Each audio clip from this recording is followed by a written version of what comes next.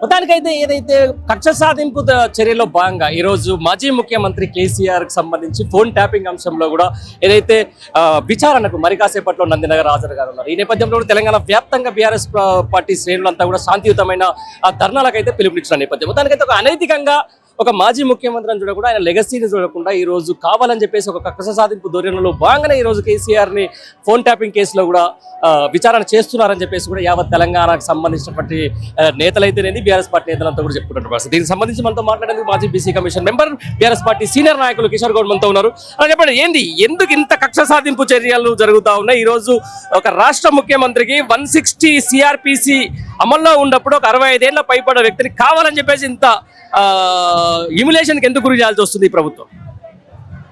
కేసీఆర్ గారు దాదాపు 14 సంవత్సరాలు పోరాటం చేసి చివరకు తన ప్రాణం పోడో తెలంగాణ రాష్ట్రం వచ్చుడో అనే నినాదంతో తన ప్రాణాన్ని సైతం పణంగా పెట్టి తెలంగాణ రాష్ట్రాన్ని సాధించిన గొప్ప నాయకుడు కేసీఆర్ గారు. వచ్చిన తెలంగాణను 10 సంవత్సరాల కాలంలో రాష్ట్రం చిన్నదైనప్పటికీ వయసులో దేశంలోనే అన్ని రాష్ట్రాల కన్నా ముందు వరుసలో అభివృద్ధి చేసి చూపించిన నాయకుడు కేసీఆర్ గారు. పక్క రాష్ట్రాలైన మహారాష్ట్ర, కర్ణాటక లాంటి రాష్ట్రాలు మమ్మల్ని తెలంగాణ రాష్ట్రంలో కలపండి, మేము తెలంగాణలో ఉంటే అభివృద్ధి ఎక్కువ అవుతాం అనే విధంగా ఆదర్శంగా ఉండే విధంగా తెలంగాణ రాష్ట్రాన్ని సాధించు. సరే, ప్రజాస్వామ్యంలో ఎన్నికలు వస్తాయి, ఒక పార్టీ ఓడిపోతుంది, ఒక పార్టీ గెలుస్తుంది, అది ప్రజాస్వామ్యంలో కామన్. కానీ అధికారంలో వచ్చినప్పటి నుండి రేవంత్ రెడ్డి తాను ఓటుకు నోటు కేసులో దొంగగా దొరికి జైలు జీవితాన్ని అనుభవించిన రేవంత్ రెడ్డి ఒక కక్షపూరితమైన కక్షను పెట్టుకొని రాజకీయ దురుద్దేశంతో నన్ను జైలుకు పంపారు, కేసీఆర్ గారి కుటుంబాన్ని ఏదో రకంగా జైలుకు పంపాలి అనే ఒక దురుద్దేశంతో ఈరోజు పరిపాలన సాగిస్తున్నాడు.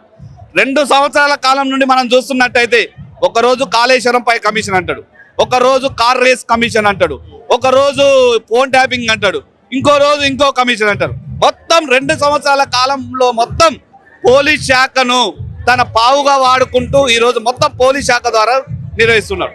ఒకవైపు బీఆర్ఎస్ పార్టీ ప్రజల పక్షాన నువ్వు ఇచ్చిన 6 గ్యారెంటీలు 420 హామీలను నెరవేర్చని బీఆర్ఎస్ పార్టీ ప్రజల పక్షాన కోరుతుంటే అది నెరవేర్చకుండా డైవర్షన్ పాలిటిక్స్, ఎన్నికలు రాగానే ఒక నోటీసు, ఏదన్నా గవర్నమెంట్ లో అతలకుతలం అవుతున్నానగానే ఒక నోటీసు ఇచ్చుకుంటూ డైవర్షన్ పాలిటిక్స్ ను ఈ రోజు రేవంత్ రెడ్డి నడిపిస్తున్నాడు.